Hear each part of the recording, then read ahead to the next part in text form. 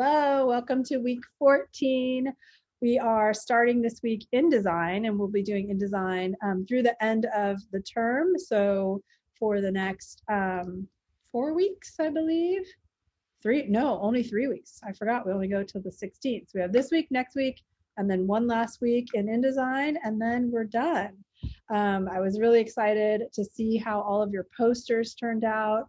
They were really fun to look at, and Riley had the suggestion of starting a discussion board so that everybody could post their posters and everybody could see what everybody else had done. So I want to encourage you guys to do that if you have a chance. Just jump onto the discussion section of our Canvas and post a JPEG of your final poster or a PDF to that so that we can see it. A JPEG I think would work better.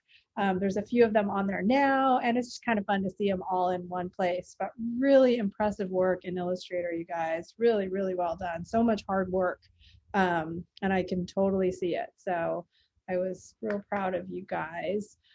With just this week and then 2 more weeks to go, now is the time to start trying to wrap up any late work. Kind of trying to decide what's worth getting turned in and what's maybe not worth it. And we can talk about that. If you want to shoot me an email and you need to have a one-on-one, let's do it sooner than later rather than the last week of school when it's going to be almost too late to do anything. So there's that. I'm going to give you guys kind of a little tour of InDesign, and then I just want to talk briefly about the projects or the kind of assignments for InDesign. It's real simple. There's just a couple of InDesign assignments, and then I have an InDesign extra credit, which you are welcome to do for extra credit, but also you are welcome to just download and save it and use it in the future, because it's something that as future designers and designer art students, it's something that you could use. It's a tool that you could use down the road. So that said, I'm going to give just a brief tour of InDesign. I'm going to share my screen. I'm going to take InDesign questions. You guys are welcome. I'm going to move you up, as always, to my other monitor so I can see my screen. And then if you have questions, I'll open the chat window. You can post them there. You can wave your little virtual hand and try to get my attention. But I want to answer questions about InDesign specifically, and then I want to mention a few things about the assignments, show you the extra credit project, and then take any questions that you have specifically. So let me share my screen so that you can see my InDesign, and you're welcome to have yours open while we do this too. Okay. So you should all be able to see my InDesign home screen, correct? Yes. Okay, sweet. I'm gonna open this up so I can see you all. Okay, so this is the InDesign home screen. It is very similar to the, can I move this? Yeah, to all of the Adobe home screens. It's a place to create a new document. It's a place to look at things that you've opened recently. It's a place for suggestions of the presets that are available. And again, Adobe has provided print presets, web presets, mobile presets, all kinds of already sized files for you that are ready to go. The other cool thing that they have is templates galore, which is really fun to kind of browse through and look at if you have a project and kind of need some inspiration or need a place to start. So some of them are free, and then some of them you purchase through Adobe Stock or through Adobe. The other cool thing on all of the home screens, and I mentioned it early on, but I just want to show you again, is there's the Learn button on the home screen, which just takes you to all of the tutorials for whatever application that you happen to be in. So super cool, all in one spot. I hadn't really thought about what I was going to open and show you guys, so I think I might just start with a blank document. I'm going to hit the Create New and then go to Print and create a new letter-sized multiple page document. I mentioned this last week, I think kind of towards the end of class, that InDesign moves away from artboards and we're now working with pages. And that is because InDesign is meant to be, it's an application created for working with publications or multi-page anything, books, magazines, brochures, newsletters. But as you know from the assignment this week, you can also do something as simple as a business card. I want to show you just kind of what the pages look like. I'm going to create an 8-page document. I want to change my unit of measurement to inches because I don't like working in anything else. And then I'm just going to create it so we can look at it. Okay, so you guys all see a blank page, correct? This is your InDesign workspace. You've got your toolbar on the left, same as Illustrator and Photoshop. You have your panels all on the right, and you've got your control bar across the top. You guys should all be really familiar with this landscape and the layout. There is a selection of preset workspaces right at the top where you can choose which one that you like, and it will change what tools are available, what panels are available, and then you can customize it. I've got my kind of one that I always work with. It's just kind of a customized workspace that has all of the panels that I use on a regular basis, all the tools I use on a regular basis, and it also has everything kind of collapsed the way that I want it so that I maximize how much space I have in this actual like page space. Because when you're working with multi-page documents, this would essentially be my cover page. As soon as you move to page 2, you've got what's called facing pages. And I usually like to show you guys something physical that represents facing pages, but I'll do that when we are not sharing screens. Facing pages are anything that's bound, a magazine, a book, things that are bound on the spine. When you open them, you've got 2 pages that are facing each other. And the reason why you want to design in this way is because often the design carries over from one page to the other. And you don't want to design them independently of each other if they're going to be sitting right next to each other when the end user is looking at them. So InDesign has this thing called facing pages. And you can see in my page panel here that it shows you the little icons. You've got your cover and your back cover because they're just all by themselves. And then the guts of the publication are facing pages.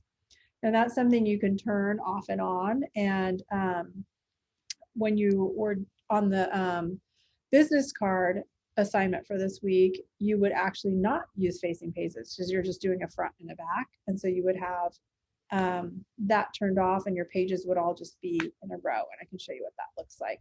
If we were, for instance, going to the end use for this 8-page, faux publication was not to be printed and looked at, but maybe just to be looked at online, maybe we want to just have it be in single pages. And that's easy to turn off. Just under document presets, you just turn off the facing pages, and now all my pages are in a row. You can see that my little page panel has changed to just single pages.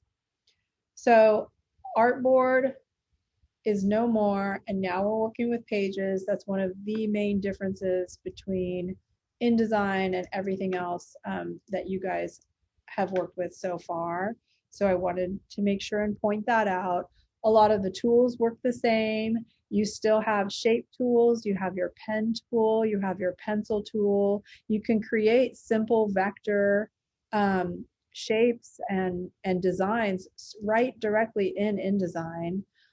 You can copy and paste simple vector designs from Illustrator and paste them directly into InDesign, and you won't lose the vector capabilities, and you can edit them with the InDesign pen tool.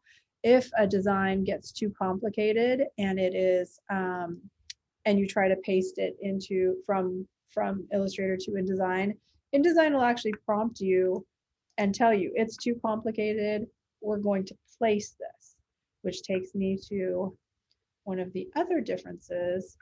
And one of the main things about InDesign is that you can place all of your assets, all of your elements that you use to build your design. You can place the text, you can place photos, you can place vector art, you can place PDFs. And what that means is simply under the file menu, it's Command D, and you choose place, and use your, you can just navigate to any sort of artwork that you have on your computer. This is whatever I was working on last, and it just opened up a folder of photos. So I'll show you what happens. You select a photo and select open, and your cursor becomes loaded with that element. And in this case, it was my selection tool is loaded with the photo. You can actually select multiple photos just by command clicking and loading your tool. And now you can, I don't know if you guys can see it, there's a tiny little 4 next to the icon, which means that it will take 4 clicks of the mouse to place the 4 photos that I've loaded up ready to place. A tricky thing about placing that I want to make sure you're aware of, the dimensions of your photo may not match the dimensions of your page. We're currently working with an 8.5 by 11 letter size page. These photos are high-res photos. They're probably 16 inches tall. So if I just click once, it's going to place the photo at 100% of its size. So if I just go up here to the top little margin and click, oh, it's not that big. I forgot these are these are comps because I haven't bought the photo yet. So that's 100% of that photo size. So let's say for the next photo, I want to not place it to fill the whole page, but I want to have control over the size. In that case, I click and hold and just drag it out to the size that I want.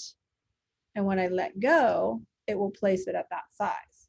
So 2 different ways to place, just one click and it'll place it at 100% of its whatever its native dimensions are, or clicking and holding and then just click holding and dragging to whatever size you want. And you can see in the bottom right of where I'm holding down my selection tool, it's actually giving me a percentage of what size I'm placing the photo at, which is kind of cool because then you can see if you're placing it larger than 100%. So let's say, let me get rid of all of those, reload, let's choose a bit of, this is a vector file as opposed to a photo, and just see how that works. Click that, and again, it's perfect. You can see that it has this little tiny chain link, and that just means that it's a file that's been placed and is linked into, it's linked to another document that lives on your computer somewhere. So let me just, let's say we want to put this photo into, and I'm going to show you guys. So again, we've got the little link, and shows that it's a linked file, and that is one of your handy panels. This panel is real important because it shows you what files or what elements, what assets you have placed into your design. And this can be full. It can have all of, depending on how many pages and how complicated your design and what you're working on, you may have 100 different assets in here. It's going to tell you what page they're on and give you the ability to jump to that page. It's going to tell you what type of file it is. And then if you click on it, there's actually a lot more information. I rarely use this extra information, but it is there. And it is helpful if you need to know more about your linked file. And then the other thing it will show you is if you've made any changes to that link. Let's say I open this photo in Photoshop and I decide to crop it, or I decide to clone out something, or I do something to it and then I save it and I come back to my InDesign file, it'll actually let me know that there's been changes made to the file and do I want to update the link.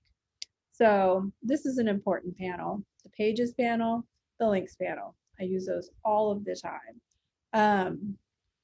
Then that said, the only other element that you're working with is your text.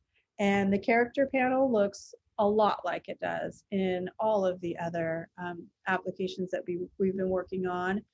The big change here is that any text that you place or create in InDesign has to be in a frame, a text frame. So it won't work to use your text tool and just click, nothing happens. InDesign is waiting for you to create a box, click and drag, in which you then add your text.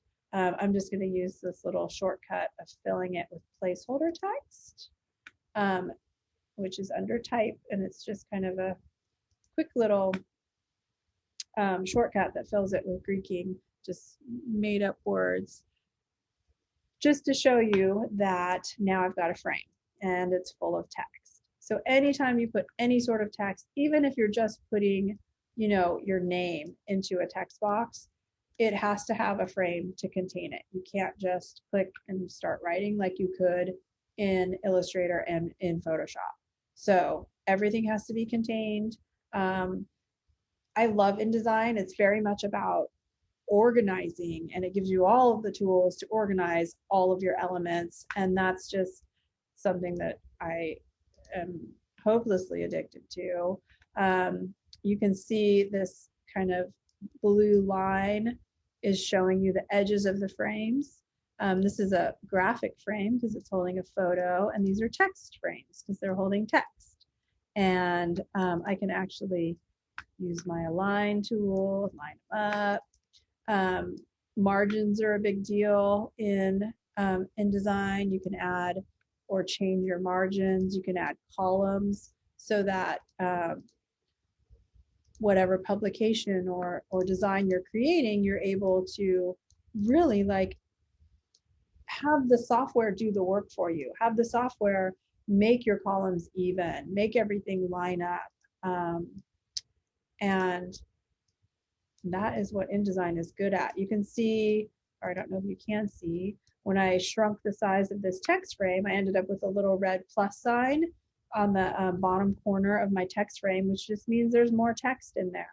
If you click on it, it's going to load your selection tool with the rest of that text, and you can just make a continuation of your text frame. And I'll show you guys.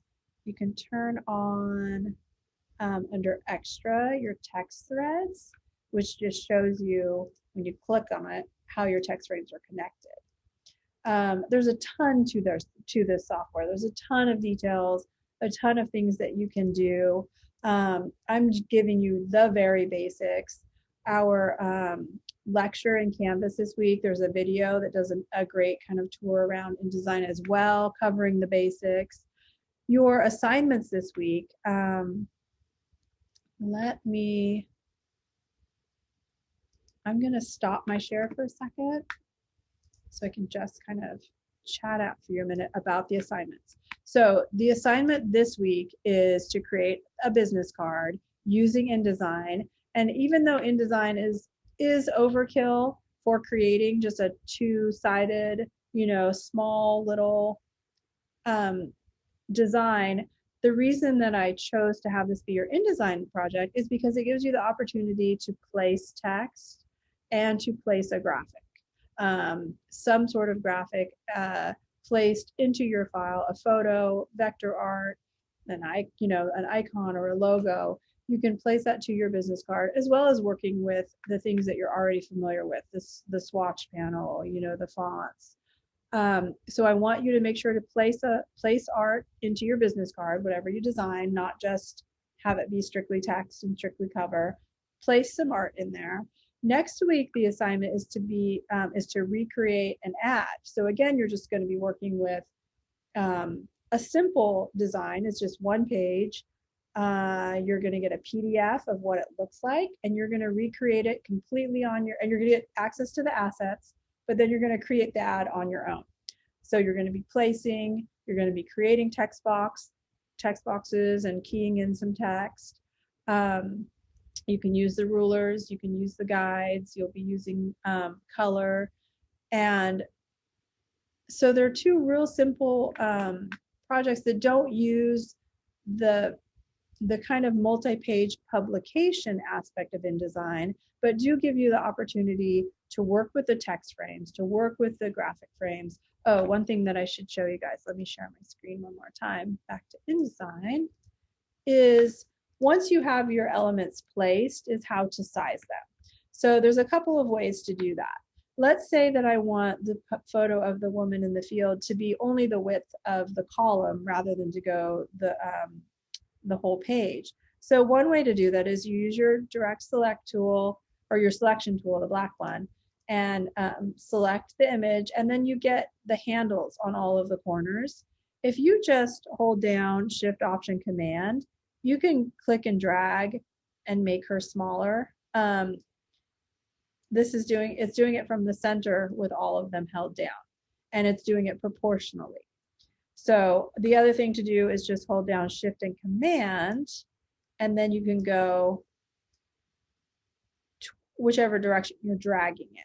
So if I'm dragging up and to the left, it's going to make her smaller up and to the left. So that's just Shift and Command. The other thing that you can do is to just, let me make her big again. You could, without holding down anything on the keyboard, change the side of your graphic frame. And this is going to crop into the photo. The photo remains the same size. What you're changing is the size of the frame. And when you do that, without holding down anything on the keyboard, you can create a box any size you like. You can use your control panel to control the size. And then if you use your switch to your direct select tool or hit A on the keyboard and click directly on the photo, you can see I've got now this orange photo frame that goes beyond my graphic frame, and that's the whole photo. So you can actually grab and move it around so it crops a different part of the photo, or hold down Shift so you can scale it proportionally. You can click and drag and make the photo whatever size you need it to be. So that's the second way of sizing the photo. There's one more way.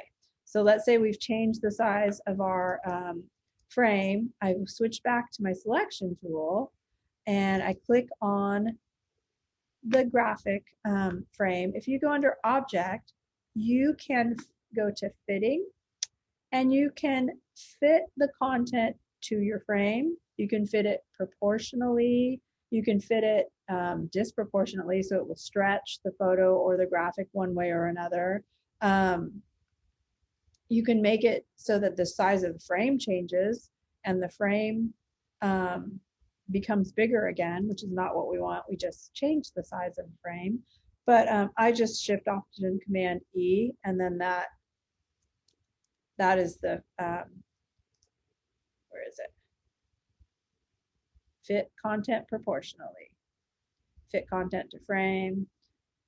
That's another way to size graphics. So that's important, because when you place whatever it is that you place into your business card, into your advertisement file, it's most likely not going to be the size that you want it, and you're going to need to know how to size that art down. So that's a very important skill that is different from Illustrator and from Photoshop, because you've got a frame containing your graphic. So Illustrator, it's pages, it's frames. Everything else you'll be pretty familiar with. So that said, does anyone have any general questions about InDesign, about the business card project? And then after that, I want to show you the extra credit project, which does work with pages, so multi-pages. Nobody posted it. I have a question about the, oh, am I interrupting you by any chance? Go for it, you're good, you're No, good. I have a question about the icon, like making an icon, because for the business card, I want to add an icon to it. So I noticed in the example that was linked to the graphics, I know it has a bit of pixels. Is that normal for it to have it? So you mean when you place it, it had some pixels, or when I was showing you this? Okay, so let me show you. That's actually a really good question, because it often with, let me share back to InDesign again. and you're welcome to drop a photo onto your business card. It could be anything. So this is a low res, just comped photo that I'm using right now in this publication that I'm working with that has a whole bunch of photos, and I don't want to purchase them until the client has signed off on it, because why spend the money if we don't know if they're going to like it or not? And you can see the pixels in it, right? Because it's a low res image. And a lot of the time in this document that I'm working on, I actually have it placed as a full page thing. So they don't look great, they look pixelated. So here's a trick. If you are working with something, InDesign is placing graphics and giving you a preview of the graphic, normally in a low res setting, in order to make your file load quickly, because it's taking into consideration the fact that you may be working with a publication that has hundreds of pages and hundreds of graphics, which would really tax your RAM and your computer and make everything like really bogged down. So it places it on a kind of a lower setting. You can change the display setting by just right clicking on a graphic, and then you should get this menu under display performance, which is like almost at the bottom.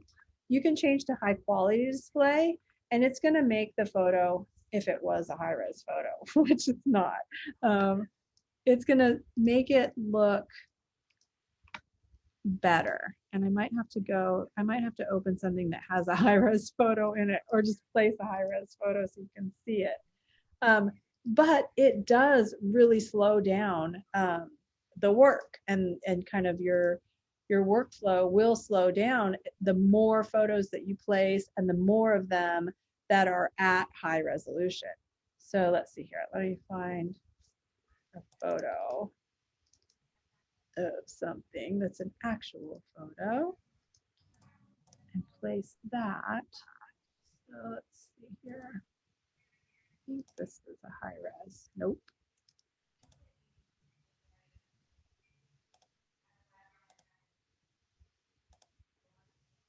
High res. Okay, so this is a high res. I'm going to make it typical. You can also make it force it to be a low res. If you have a million photos placed and they're all really slow, it's slowing down your workflow and it's just eating up your RAM. You can change everything to be a fast display, which is just going to be an empty box. It has an X through it that lets you know that you do have a photo placed there, but that's going to load the fastest as far as your display. Everything by default is placed at typical, which you can see the pixels in this. This is a typical kind of, even though the photo is high res, it's giving us a preview of it just as a lower res. But you can change that to high quality, and can you see the difference? Here's typical, and then here's high quality, and it smooths it right out. So I don't know if that helps, Damien. The other thing that is going to affect what you guys do is when you're exporting it as a PDF. So in Photoshop and Illustrator, you saved as a PDF, and it was a save as, and you just changed the file format. For InDesign, you're actually exporting a file, which is under File, and it's Command E to export, and then it's going to bring up a window with choices. Once you choose a location, so I put it on my desktop, it's going to bring up your export PDF window that gives you all kinds of options. It has these handy presets, which I would encourage you guys to use. If the smallest file size is obviously going to make this file that is the best for emailing and for uploading to Canvas, but it's also going to low res your images, and it might make things look too fuzzy. Try it, look at the PDF. If you're not happy with it, try the medium quality print and see if that makes things look a little bit better to you, and that if it still keeps the file size manageable. So you might have to play with that a little bit when you're exporting your PDF. And this is going to apply to your business card, your advertisement, and also the extra credit project. So it's something that you're going to want to play with, and not just, hit return a bunch of times so you have a PDF. Actually kind of choose one and then see how it looks. Open it up in Acrobat after and see how it turned out and see if you're happy with it. Because you're not printing it, so it doesn't need to be ultra super high res, but you do want to look at it on the screen and not just see it all blown out and all pixelated. So, oops, stop. Okay, any other questions? I want to get take a picture of my roll before I forget. Okay, so let me just share with you the last, the extra credit assignment so that you guys are aware of it. And I kept the instructions for it kind of brief, and it's not something that we've talked about at all. So I want to make sure to touch base with it because it is a multi-page project and it is something that I think could be useful to you in the future. Just give me 1 second to get it open and then I will share my screen again. Okay, and I'm going to share my whole second desktop, primary desktop, desktop 1. Okay, so you guys should now see Canvas with this extra credit InDesign portfolio assignment, correct? Yeah, okay, cool. So I just gave you a bulleted list of instructions. This is, again, extra credit. It's worth 15 points. So if you feel like you need any extra credit, go for it. If you feel like this is just something that you want to do and you want to work with pages a little bit and get a bit of extra InDesign practice, what I've done is created a template that you can download that's an InDesign template for you to use as a portfolio, in which you would place your artwork into these existing graphic frames, go into the text and change the text to be whatever descriptive text you want it to be. There is a number of pages, so you can work with different layouts, with or without text. You can change the order of the pages. I made a list for you of the things that you'll be learning by working with this template, adding and deleting pages, activating fonts. I chose a font that's an Adobe font. So if you don't have it turned on, InDesign's going to ask you, do you want to turn on this Adobe font? And you're going to say yes, and then you may want to change the font after that. There's a master page, which I'll show you in a minute, placing assets, which is something you'll be practiced in already by the time you get to this point, and then working with the guides. This is a very, it's very aligned, and everything is kind of lined up, and you've got guides where your text box is lined up to the guide, and there's columns that break up your boxes. So let's say, for instance, you start, and then I want you to have the opportunity to create a cover page too, in which case you would add a new page and your own blank page to the beginning. So adding pages is really easy. You can just use the pages panel and the little hamburger menu, and you can just insert a page. It's going to ask you where you want it. If you're doing a cover page, you might want to put it at the very beginning. So I'm going to say before page 1 and add a master page.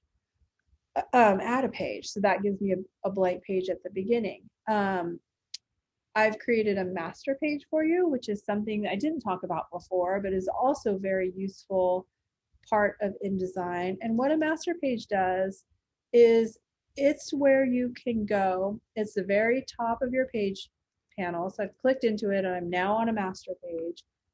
Everything you do on this page is going to show up on all of your pages that have this master page assigned to it. Any pages in your document are automatically going to be assigned whatever master page you have.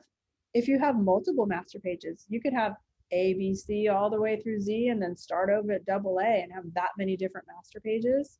You would be able to choose having a master page or not. for a cover page, you probably don't want a page number and you probably don't want this little thing. So you could actually just make it have no master page by dragging it on top, and it'll just give us a blank first page. So this file is meant to be played with. It's meant to give you the tools. If you want to change the order, you just click and drag on the Pages panel, and you can move pages around wherever you want them. And because we put the page number in the master, on the master page, wherever you change a page, it's going to automatically update it to that page number. So if I move this page 6 to page 2, it's no longer going to be page 6, it's going to be page 2. So this is just kind of a file for you to play with, but also something useful for your future. You can put your movie poster in here, you can put your change the context ad, you can put anything from any class in here. You can duplicate pages, again, with the hamburger menu, just by selecting a page and then choosing to duplicate it. I believe it puts it at the very end of all of your pages so that it's down here on the bottom. If you prefer, I was kind of thinking that your portfolio would be a digital portfolio, so it wouldn't be something that was printed. So I didn't have the pages be facing. That's why they're all just kind of single pages, but you can change it to facing pages if you like. You can do whatever you want with it. This is a starting place. It's a template. It's something that you guys can take with you into your future, and you can earn extra credit points for this class. I also included on the Canvas a sample portfolio, which is my son's, which is who I stole this template from. Let me see if so his portfolio, you'll recognize, I think he used a different font, and then he created his own cover page and his own back cover. But you can see that he used this template, and he's placed art, he's added titles, added dimensions, and then added a little bit of an artist statement for each one. And then it's something that you can email off when it comes time, guys. Jobs, art school, whatever it is. We also did a cool thing. This, he put like a little copyright thing and contact info on the back page. And it used to have a QR code, and I can't remember what the QR code was for, but he took it off of this version. I think it expired. It might have been like to an online version with more information. But I hope you guys find it useful. I hope it's something to give you a little bit more experience in InDesign so that you're working with multiple pages. And that was kind of my goal, was to kind of hit you up twice with that project. So that said, you guys are dismissed unless you have any further questions about InDesign. I'm going to just cut you loose and let you have at it. I think that's pretty much all I had to tell you today about InDesign. It's another monster, and it is different than Illustrator, but it's very organized, and it's all about organizing content, which is I'm all about it. So if you have any questions, I will stick around. Otherwise, you are all dismissed, and I look forward to seeing your InDesign projects. Thank you.